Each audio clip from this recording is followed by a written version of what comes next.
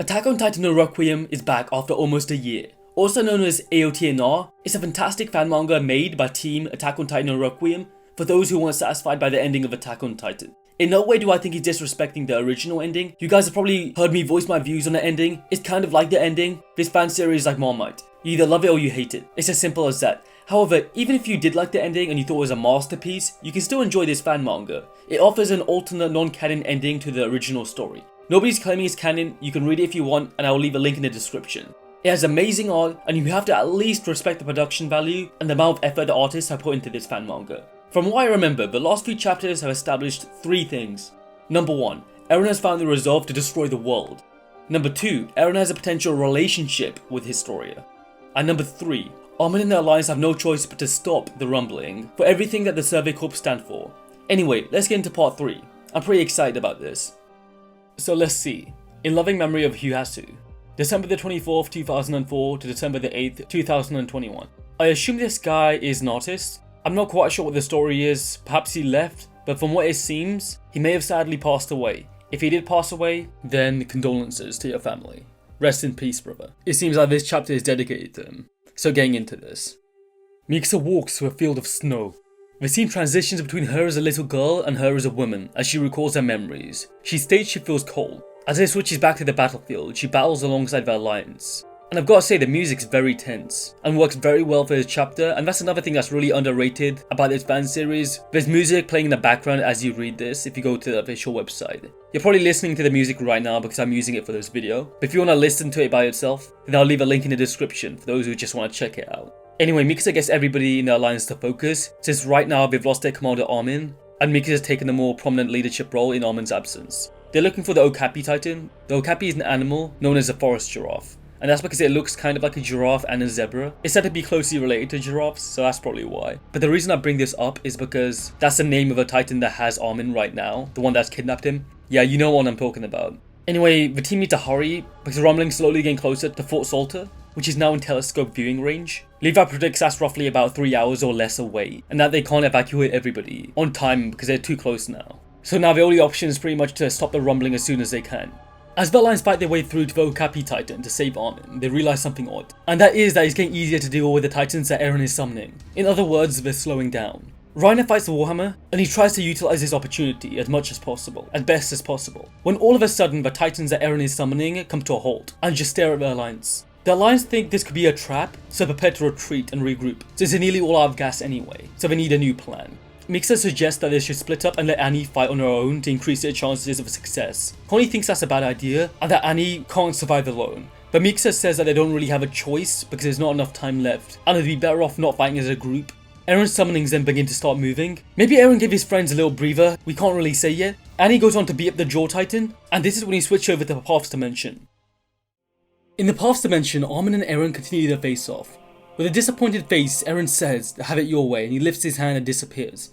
Now, I do understand why some people perceive this Eren as cringe, since he's just waving his hand, and it gives the impression that he has this authority and dominion over the Paths Dimension, giving connotations of power, etc. It's especially people who support the final chapter who are huge advocates for his vulnerability, so don't like when he's been shown to be a strong, powerful character. However, the way I see it is Eren having so much control over the paths gives him this more intimidating presence within the story. Whereas in the final few chapters of Attack on Titan, Eren came across as pretty pathetic, which to be fair is what Isayama was going for, that was his intent. But in my opinion, Eren is this mix of powerful and vulnerable. His development throughout the story has hardened him and given him more confidence rather than his confidence just being nothing but a facade. Eren is a character who wouldn't lie to himself, so his confidence should be pretty natural. That's why I've never really understood his vulnerability being so prominent in the final few chapters of the original.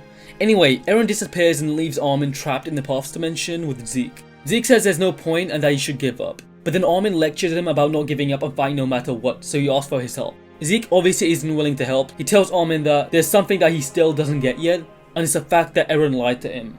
Because he left him here trapped in the Paths Dimension, and there's no hope for them. They're powerless in this world. And Zeke has already accepted that Eren has won. This is his game. This is his outcome. He goes on to say it's because of people like Armin and Eren who believe fighting is the only way that caused the world to crumble. He then says it's nothing but the natural order of the world. Who are they to change this nature? People are just inherently violent. Perhaps that's why Zeke wanted to go along with the euthanization plan in the first place. He believes humanity is just too violent. Anyway, cutting back to the alliance, Mikasa confirms that they can't keep on fighting on forever, and that they're gonna have to eventually deal with the Colossus Titan's steam as they're running out of gas. Armin agrees this could very well be the end for them, and that he's as powerless as ever, in comparison to Eren and nature, but he tells Zeke that he just can't give up. He tells Zeke that things aren't as fixed as he thinks they are, or believes them to be, because he's seen people change for the better. Armin believes that the Survey Corps and the Alliance stand for the freedom to live however you want, and Eren has corrupted that desire. He seeks to steal that freedom away from everyone, so he has to stop him. The scene then cuts between Armin and the Alliance. The Alliance are the wings of the Survey Corps. Their desire for selflessness is what it means to be a part of this team. They fight for three fundamental things, that is, themselves, everyone in the world, and even the dead. And as their commander, it's Armin's duty to stand tall. Perhaps that's why he, the smallest of the cadets, became one of the tallest of Titans. The Alliance execute a plan to capture the Okapi Titan, and his map is cut to free their commander Armin. They explain that they took down the Colossal Titan, and he asks Armin to transform so they can destroy Eren once and for all.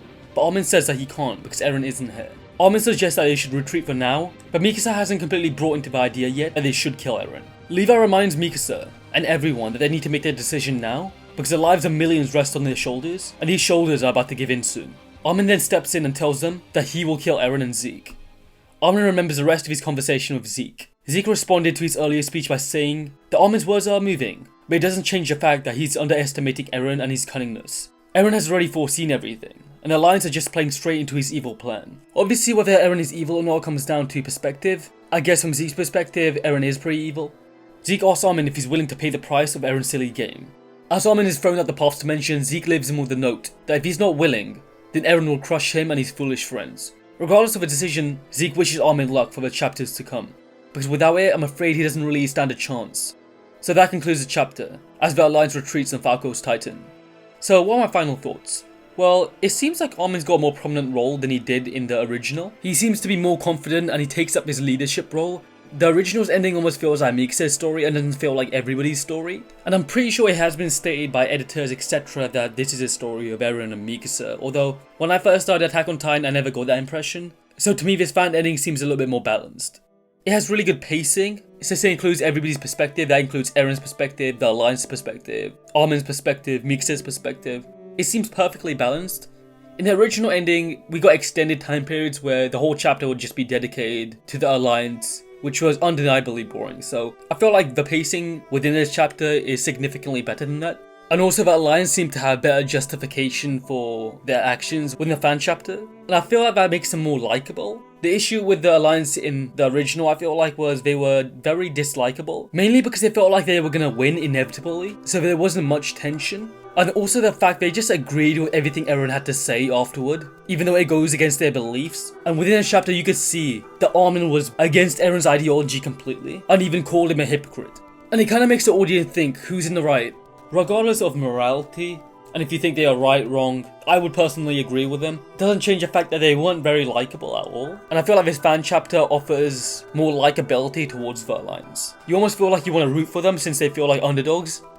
I still do have some criticisms. One of them is, when you look at Eren, why does he have those like lines in his eyes? You know, the one the founder has when they're bound by the vow to renounce war? Surely Eren isn't renounced by that. It's the complete opposite in his case. So artistically that doesn't really make sense if I'm being honest. Although in my thumbnails I do tend to add those lines to my characters, but that's really for aesthetic reasons, so who really knows, it could be the same thing here. Other than that, I really enjoyed the chapter. If I had to rate it, I'm probably going to give it like a 7.5 out of 10. It was pretty good. Obviously not every chapter is going to be a 10 out of 10, but I'm really excited to see where this project goes nevertheless. Anyway, thank you for watching up until now. Don't forget to subscribe and like the video. If you want to see more content like this in the future, voice your opinion on what you thought about this chapter, show me some interaction, and then you'll see more content like this. It's as simple as that. Anyway, don't forget to check out my other Attack on Titan videos if you like that kind of stuff.